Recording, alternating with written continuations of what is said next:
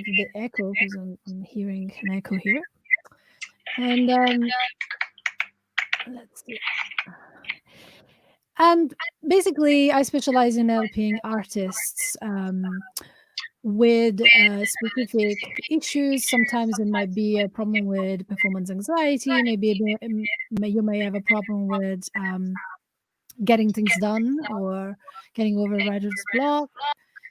I'm still hearing a bit of an echo, though. I wonder how I can fix this. Is the computer volume off? Yeah, that's very strange. Oh, now seems. Oh, I'll try and see if it gets better. Can you guys hear us at all? Are you guys good? You guys all hear us? Should be okay. All right.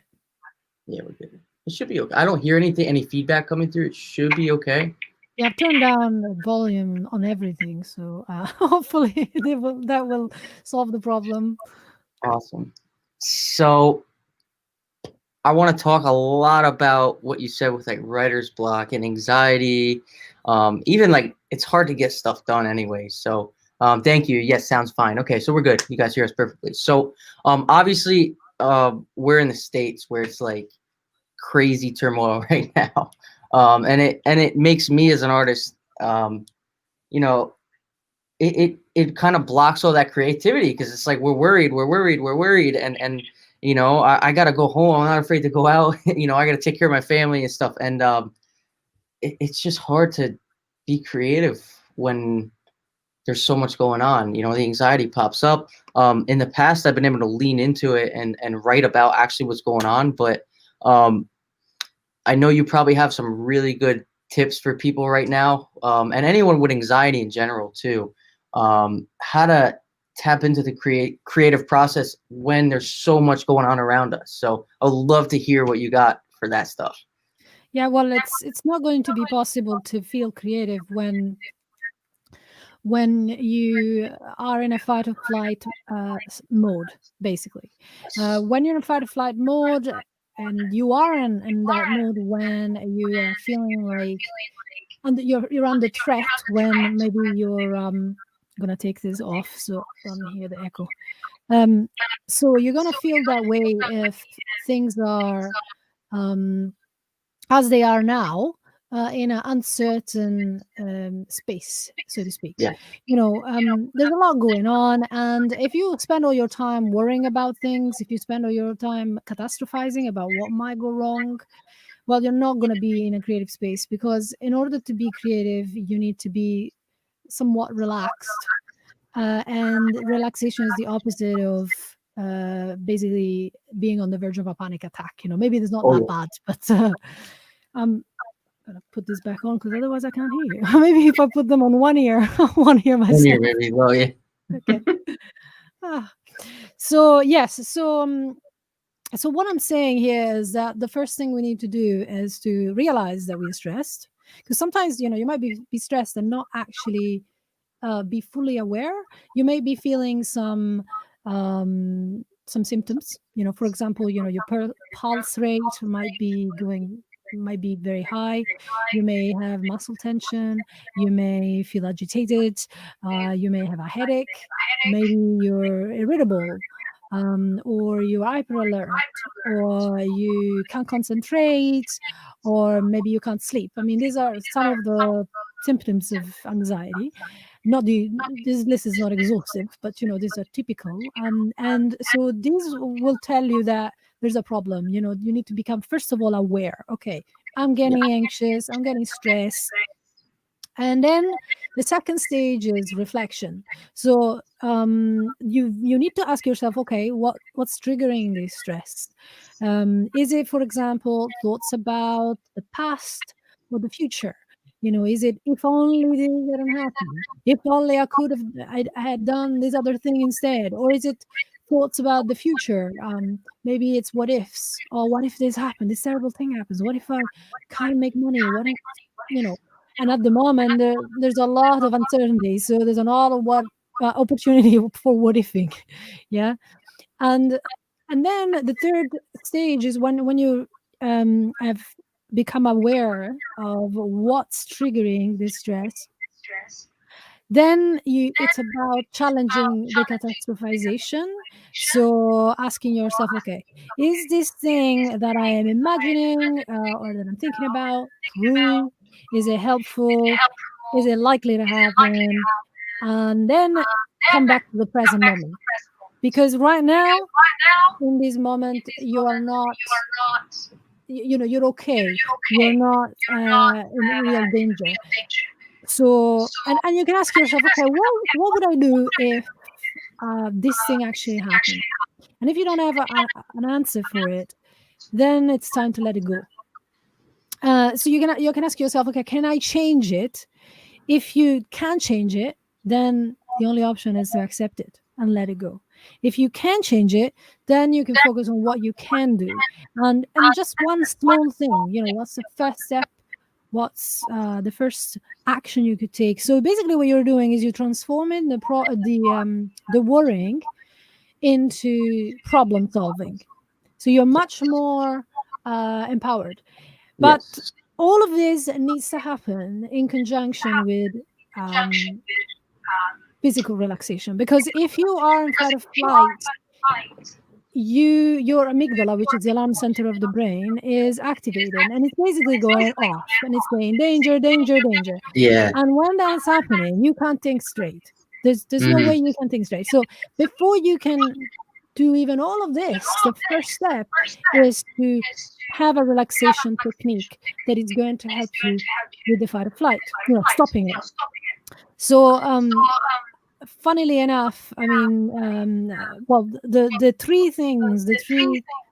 main ways that I would suggest are very useful are: first, you can actually do engage in aerobic exercise. So aerobic exercise means, it could be running up and down the stairs 10 times. It could be doing jumping jacks. It could be going for a run. It could be dancing, But what is important is that you're engaging in aerobic exercise. So your heart needs to be pumping. You need to feel it. And that helps because all the adrenaline and the cortisol that are basically pumped into your system when you are in your fight or flight response, they are there because in the jungle back in the day, you had to fight the enemy, you had to run away from the enemy, and only then, after you'd done that, then it was time, to relax. But now Yep. these days, we don't have a real enemy that we can fight or run away from. So it's all imaginary threats. It's all things we're thinking about, but they're still very real for the amygdala. So then aerobic exercise can trick the brain to think, okay, the threat is over. Now it's time to relax. So that's one Sure. thing you can do if that really helps if you can engage in aerobic exercise. The other the other couple of things are diaphragmatic breathing. So diaphragmatic breathing is basically when you're breathing through your belly, your mouth is closed. That's very important. You just breathe through the mouth and you're breathing in, say you count to 4, you stop for a couple of seconds, and then you breathe out on a count of 8 or longer. So the point is the out breath needs to be longer than the in breath, and this is got basically this has got to do with the amount of carbon dioxide that goes into the muscles. And I'm not going to go into the detail because it's a whole long explanation, but basically you've got to have your mouth closed for that, and you have to do it, especially if you're panicking, for 5 minutes. So if you do it for 5 minutes, that is going to help prevent any panic attack you might have, and it's going to diffuse it if you have one. And then finally, the last thing is engaging in a relaxation activity such as guided visualization, self-hypnosis, or mindfulness relaxation. And there's also something else that I often use, which is a kind of in conjunction with self-hypnosis, but this is like something that you'd have to see a hypnotherapist for. It's basically using an NLP technique that's very useful for anchoring a state of calm. So quite a lot of stuff I've just thrown at you. Yes, a lot. I love the first thing that you said, though. So important, the awareness of it. That's something I wouldn't have even thought of.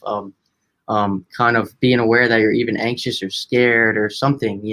Something's wrong. And I love like the signs that you gave, like the rapid heartbeat, right? And you know, just all that. So you wind up like chasing thoughts, and it's so hard to create because you're worrying about what's going to happen tomorrow, what might happen tomorrow, what happened yesterday. I know what you mean, and I love that primal instinct of fear, right? Like that ego based fear that we have. So as an artist too, I had to go through that phase of kind of realizing that all that stuff up there is BS, you know, to be like, wow, like, hey, like this is actually what's stopping me. And it's the same thing that's saying you can't write today. You can't write a good song. You can't start writing a good song. And that's the actual thing that I have to be like, whoa, you know, hold on a second. And that first word of awareness, I think, is literally the most important part. And the present moment's like everything. That is everything, because that'll stop the worrying about the future and about the past. And you're just like, okay, if there's something I can control, now I can do it with a clear space rather than you're running around about what could and couldn't and might and shouldn't, you know. So that is very important, guys. If anyone has any questions about that stuff, let us know. It couldn't have been said any better. You hit every angle of that. And I think especially with the stuff that's going on now in America, it's challenging. And like you said, I don't think it can. That I would think that's sort of a situation where you can't control it, right? But you can have a voice in it.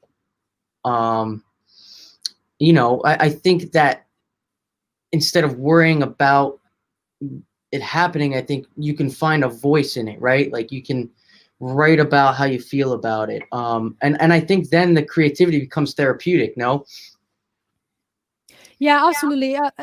You really hit the nail on the head there, because I think one of the most useful uses of art, of any kind of art, whether it is writing music or it could be painting or writing a book, it doesn't really matter, but it's to put your emotions through the art. So when you feel anything, rather than trying to avoid the feeling, actually the idea is to allow yourself to feel it, but put it through the art, express yourself through the art. So, Yes. make a painting about it, write a piece of music about it, sing your heart out about it, but, express it, use it. Yeah. Because then it doesn't stay inside, it's outside of you. Mm. And it's actually probably helping other people as well at the same time. That's the thing too. It's that it's so hard to think like, wow, can I actually do something about what's going on with everything, the government and these mass the raids and all that stuff. It's like, well, as an artist, you actually can. You know, well, we can do something. We're actually the lucky people that might be able to, even if one person hears it, you know, we actually can do something about it. And that helps me anytime anxiety comes up, because I get a lot of it, you know. So I realized that, well, I can actually share some of what I'm going through with people through music or through anything, whether it's an author, a podcast, all that stuff. I mean, that's our lane where we can speak to people, and also learn from people too, because when you share sort of what you're going through, I feel like a lot of people will relate, and then they'll give you their side of it, and you might learn something from them. So I think that's like what you said about taking the right action. It happens when you're in that present space, not in the anxious space. And I know you wrote a book, which is awesome. Very, very cool. I wanted to touch on that, Dare to Be Seen, because now I want to shift into that whole, okay, we're still in a pandemic, right? Obviously live shows aren't a thing, but we're not off the hook, right? Like we still can perform. And it's actually easier to perform now. So everyone that's in this music industry is probably like, oh, I want to live stream. And I hear it all the time. I'm afraid, how do I even do it? I'm scared. What are people going to, do I look fine? Do I sound fine? And it's such a common thing now. We see live streams everywhere. So I want to talk a little bit about what do you think can help people to be confident enough to do live streams? Because I don't know how long we're going to keep going with the live stream. It might be a long time. So is there any advice you can give people for live streaming? Well, yeah, I mean, there's so many things that you could say. I think the important thing is always mindset in everything you do. You got to start with the right mindset. Of course, it helps to have, some practice first, to have the right tech to try and not, to have everything prepared and ready so you don't have to stress out at the last moment thinking, oh, did I get the microphone right? How do Yeah. I look? Is the light okay? All the practical technicalities need to be sorted out, and in order Yes. to do that, you can do some rehearsals, you can pretend, you can, like there's softwares where you can record yourself and it goes onto Facebook or whatever, or YouTube, but it only goes onto your channel, so you can look at yourself and go, okay, how does that look? Is there enough light, etc.? How does the sound look? But once you've figured that out, then I think one of the most important things is to think about what makes you tick. What makes you feel relaxed. Like, okay, let's start thinking from thinking. Okay, how do you feel in a actual life situation? Are you actually uh, nervous even when you are live? I mean, not on screen, but on actual. If we were allowed to sing and play in a club, would you feel relaxed or not? Because if you feel that you'd be relaxed, then ask yourself, well, what's different about video? I mean, really, you can imagine whatever you want, and remember that your imagination is very powerful. Whatever you imagine, you tend to uh, i- actually make real. Like it's like your mind listens to what you say to yourself, and whether it's negative or positive, it's going to believe you. So it is much better to talk to yourself and imagine positive things. Imagine what you want rather than what you don't want. And so, for example, Sure. for me, what helps me is like, right, but this might not be you, right? Because it's different for everyone. But ask yourself, okay, what makes me feel relaxed? And for me, when I think about a live stream, I think, well, you know what? I'm just talking to Matt. I'm talking to Matt, and that's it. Yep. And I'm thinking, oh, okay, he's my friend. We're talking about something, like we could be in a pub, we could be in a bar, we could be Yep. at my house having a drink. It doesn't matter. Yep. And this is not even about me anyway. Like, Yep. this isn't about how I look, because that can really distract you from the real important subject, which is the song, which is what you're trying to express. So really, Yes. the message is the most important thing. It's not about you. It may seem strange, but it isn't really about you. So true. No one's really that interested. I mean, unless you're a So star or true. something. Yeah. No one So true. cares whether Yep. you're perfect Yep. looking, whether you hit the note. What they really care is people want to feel connected to you. They want to feel an emotion. So Yep. if you can focus on the emotion of the song, then your audience can also do that. If instead you're thinking about your hair or how you look or how you come across, people can't connect to the song. They're just thinking about your hair too. They're thinking, oh, this person looks really, really nervous. So Yes. you know what I'm Yes. saying? It comes right through. Yeah. Yeah. 100%. Yeah. So of course, sometimes you might feel nervous. It's okay. You don't have to be perfect either. The important thing is that if you notice, oh, I'm getting a bit nervous. I've lost the track of what I'm saying. You know what? You're a human being. It's allowed. You can make a mistake. It's okay, because if you do make a mistake, then people think, oh, okay, this person's human. It's relatable. I think if you're an ice queen or an ice man, or a robot who always gets it right, people might be thinking, oh, you know what? I don't really like that person. It's They're stale. not Yep. very normal. Yep. Agreed. It's something that helps me too is we were mentioning, we were talking before about you mentioned Stephen Pressfield's book, War of Art, and he talks about resistance, how it's always going to show up no matter what.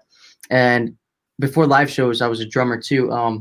I would get so nervous, right? But then I started to realize, okay, this stuff's going to show up no matter what. That's going to be, it's going to come up and it's going to tell me, oh my God, what if I mess up? Blah, blah, blah. And I'm like, so what if I mess up? Like, okay, I'm going to pick up the drumstick and just start again. Mhm. So I would expect it, right? I would expect the anxiety. And that way I could be aware of it and not driven by it. Mm. And that would help me to just be like, okay, it's gonna pass. The second you kind of get into what you're doing, um, I just feel like it goes away. You have to be present with what you're doing, and it's like writing a song too. As a producer or anything, like a engineer, like if you're trying to perfect that one little piece of it, that whole idea of it's gone. You're gonna lose that emotion because it's almost too perfect. Um, Yeah. Yeah, and also, you're saying you were talking about being a drummer, right? I'm a drummer as well, and one of the exercises that I do sometimes that has really taught me a lot is about it's called practicing the pocket. So it's like you're practicing being in the time, right? And one of yes. the ways that I'm sure you know, but that it's very useful to practice the pocket is to just like play a piece of music, the same thing for half an hour, always the same kind of, rhythm. And the reason, apart from the fact that this will make you really tight in terms of pocket, the other thing that's really good about this is that it's teaching you how to be mindful. Because what will happen is that after a bit, your mind will start wandering and it'll start thinking about stuff that's got nothing to do with the drumming, right? And you might be start thinking, oh, I'm bored or whatever, some negative thought. And so this is a very good time to practice noticing, like becoming aware. Oh, I'm getting distracted. I'm thinking about my dinner. I'm thinking about something else. And then, I'm thinking, oh, I'm not very good or whatever. And then you then can practice bringing it back to the rhythm in this case, right? But this can be applied to any instrument or any performance, because during a performance, I used to get so nervous, and I was constantly worrying about, oh god, what if I forget my words, what if I forget my chord, Yep. what is that person thinking, oh my god, I'm not good enough, oh da, da, da, da, da. Right? And it's, the thing is, I had to like bring myself back, and I had Yep. to constantly go, okay, back to the song, back to the emotion, back to the emotion, back to the emotion, and it's annoying, but with time it gets easier. Yes. And even if you make a mistake, it's like, okay, that's okay. Let's go back to the song, back to the message, and so I think exercises like that can be helpful, Absolutely. you know? Absolutely. That whole thing of just coming back to the moment. Breathing helps me too. If anyone, like you said earlier, the breathing through the nose. Mindfulness, that word is everything. Like mindfulness is my thing too. I have to. I was talking to one of my friends yesterday who gets constant anxiety about writing songs. He's like, I'll never get good enough. And I'm like, honestly, sometimes I just sit and I take 4 deep breaths. I count 1, I count 2 on the way out. And it's like almost like this space opens up where I'm like, you know, it just kind of dissolves away and you just come to that moment, and then the emotion, the rawness of it can come out. Um, Mindfulness, sort of like meditation stuff. I read a book when I was going to school for music. They recommended this book called The Power of Now. You've probably heard of it, right? Yeah, yeah, That book totally. changed it. Just the present moment. And that's going to come up a lot whenever you're an artist and you're looking to get past writer's block. Like that present moment stuff, it's said a lot for a reason, right? Because it's so important. Like Yeah. every second of it, and we're gonna get distracted, but like you're saying, always come back, always come back. It's part of it, it Yeah, really and is and that part of it. absolutely, I absolutely agree with that. And another thing that I think comes up a lot is the judge, the inner critic, Yep. that's saying you're not good enough, this song sucks, why you even trying? You just get a real job and all that stuff, right? Yep. Yep. and and I think it's actually well, there's many reasons. Everybody has got this voice to an extent or another, and it might be that it's even your default, it might be like your default state of being where you're thinking like that quite a lot. So um and I think it's important again to be aware, okay, oh, it's the judge coming again, it's the judge, rather than taking it seriously and believing the voice, so to speak. And also I find that there's some exercises that can be very helpful to kind of stop thinking from that, also that the analytical um, side of our brain, if you like, and to go into a Yes. different space, which is a creative space, which is not really encouraged. In our society, we are kind of encouraged to be analytical and think in a very rational way that makes sense, and everything needs to be good, and Yep. it's like that really kills the creative spirit, because to be creative you need to be free, you need to be playing, you need to explore. There will be time later for editing, for changing, for deciding what goes and what stays, but at the beginning you can't start with the judge, because otherwise you're just never going to get anywhere, right?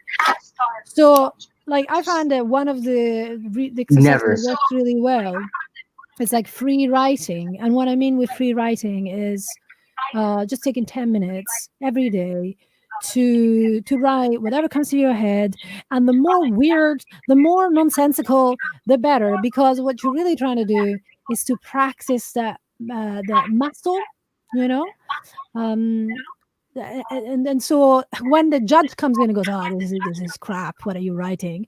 Then it means, okay, I have to now, I'm judging. So let's practice writing something completely nonsensical. So you know what I'm saying? Absolutely. That journaling, that free writing helps a lot. I'll do that too. Just free write 2 pages. I'll do just 2 pages free write. Doesn't matter. It could be weird, crazy. Same thing. The Yeah, best. Because you're training yourself not to judge it. Correct. To just yeah. not judge it. Whatever comes up, keep going. Yeah, and I would say don't reread it at first. Just for a couple of weeks, for however long. I like to have these periods of inspiration where I do free writing all the time, but I'm not rereading it. And then after a couple of weeks, or however long, when I'm ready, can go back and reread. But I'm not rereading for judging. I'm just rereading to find little random pearls. Something might have come up that, oh, I really like that. And if there's anything like that, you can take it and put it in a folder, and that can be your inspiration for later, for a song. But, if not, that's fine too. It's just like another place to kind of find a little pearl, little beautiful jewels, if you like, that you could use later. Love it. Yeah, you have so many techniques for that. It's important to have more than one too, because sometimes that voice can get really smart and find a Yeah. way around your technique. So it's having that list of them. It's like having that battle plan almost, for anything, for the live shows, for the anxiety, for the writer's block, all that stuff. Breathing, journaling, all that stuff. Yeah, Yeah. exercise. I love it, all of it. You Yeah. got to kind of have that battle plan. I wanted to also talk about your book because that's another massive I love the title of it, Dare to Be Seen, right? So where does that come from, Dare to Be Seen? Because to me as an artist that can mean a lot of different things, and I love that. I just want to talk a little bit about that book. Well, I think, There to Be Seen is really uh, it's at the heart of the problem, because if you have performance anxiety, you're scared of being seen at a fundamental level. Because when we are seen, truly seen in our vulnerable state, well, we can be rejected, and that hurts. And no one wants to get rejected. So, it's about realizing that it's okay, it's normal to be afraid of rejection. It's just inbuilt in us. If we didn't have Yep, this, we wouldn't be where we are, because as a civilization, we, survived because we were in tribes. And if you were thrown out of the tribe, you could die, So it's a pretty serious threat, to be rejected in that kind of of course. evolutionary sense. Yeah. So it's normal to have this, but then it can get blown out of proportion, and it can paralyze you, where you find it very threatening to express yourself, basically. And so the Dare to Be Seen, it's about exactly that. It's about daring to be vulnerable, daring to show who you really are to the right people will appreciate you. Yes. When it's like, you don't try to to gain the approval of everybody. Don't try to be liked by everybody, because even chocolate ice cream is not liked by everybody. Exactly. So it's not about everybody, it's about your tribe. So it's about, the moment that you can, then somebody really gets your music or really gets your art, that's a profoundly healing moment, because then you feel seen and accepted and you belong, by the people that matter. And the people that don't like you, they don't matter. They're not They your don't. tribe. So Yep. who cares, right? And also, like, if the moment that you try to be liked by everybody, it's like you're in a prison. You are, even if you get liked, then you have to keep up this thing where you have to act in a way that, oh, Yep. now, that if I do the wrong thing, they might stop liking me. And it's like, that's not freedom, is it? That's a prison, right? Awful. Yeah, awful. Yeah. I love that. The prison idea of that. And that's the expectation, and it's not even our own like unrealistic expectation. It's like what we think others will think, and that'll stop. That vulnerability is so important to just even start a career. And I know you Yeah. have tips on starting a career. I want to hear a little bit about that too, because I think that word vulnerability is like everything when it comes to starting a music career, a book, anything. Yeah, but before we get onto that, there's another element that's even deeper, right? Oh, sure, Because, yeah, yeah, okay, approval, yeah, sure. But actually, at the end of the day, what really matters is self-approval. So a lot of the time we project onto other people. We think, oh, I'm afraid of judgment from others. But if you go dig a little deeper, it's actually you who's judging you. It's you who thinks, well, actually, I think I'm not really good enough. And that's why I need to have these external validation. And then if I don't get it, it means I am not good enough, right? But actually, it's the other way around. You're never going to get the external validation until you validate yourself. You validate yourself. You think, I am good enough. I choose to praise myself now, no matter what my parents, no matter what the teachers, no matter what the bully at school, no matter who hurt me said, whatever they said, I now choose to praise myself, to recognize I'm worthy of love and acceptance and belonging. I am worthy not because of what I've done, but because of who I am, right? But this is like, it's going to be unfamiliar at first. You're going to think, of oh, course, this is weird. It doesn't sound like me. And that's just because you've repeated to yourself all throughout your life that you're not good enough. So of course it's going to feel really weird, right? So it's got to be, you got to persevere, and you've got to really choose it, and it takes some time. But when you start doing that, then it doesn't actually matter what other people think anymore, because you think you're okay, you know? of course. That self approval, right? That's the most important thing. Yeah. Most important thing. It's otherwise it's then just a game of perfection. Perfection is everyone. I feel like a song will never get done either. Um, then that raw idea is gone. It's just. Do you think quantity over quality is important when it comes to music? Or you think getting the raw idea is more important than perfecting it? Well, okay, so there's one thing, I think we need to distinguish perfectionism, which is not healthy, Yes, from doing the best you can, and putting out quality work. So it's like perfectionism is just a coping mechanism for avoiding rejection once again. Because if you're sure. perfect, then you won't get rejected. But you can't be perfect, so it's a losing game. So instead of thinking perfection, it's much better to think, okay, first of all, I want to have fun. I want to, because, at the end of the day, we want to feel good. And, what's the point of living if we don't even feel good ever, Of course, We're not just here to work. So we want to feel good. We want to express ourselves, and we want to express our emotions. And we want to do it in a way that is as accurate as possible, right? So it's like, again, it doesn't matter whether it's a painting or a piece of music, but what you really want is to express a feeling, don't you, underneath it. And so the art is there to coat it, to give it a shape, a frame, a way to be communicated. So I think at first, the first step is to, like I said before, explore without judgment, be really free, like a child who's playing in a playground. You're not thinking about the final product at first. You've got to be totally free and just see what comes up. So that's stage one. And then stage two is, okay, what do I have? What are the ideas that I really care about here? What do I really want to hone and make as clear as possible, and as close to what I really feel and what I really want to communicate? Okay, this, and this, because you don't want to overwhelm yourself with 3,000 things either. You've got to choose. Okay, one thing at a time.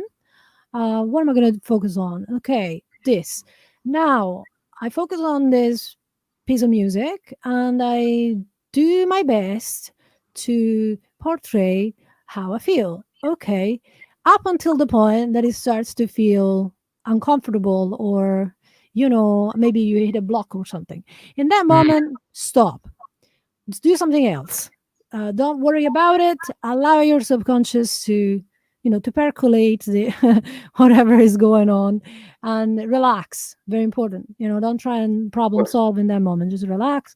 Do something fun. Then you can go back to it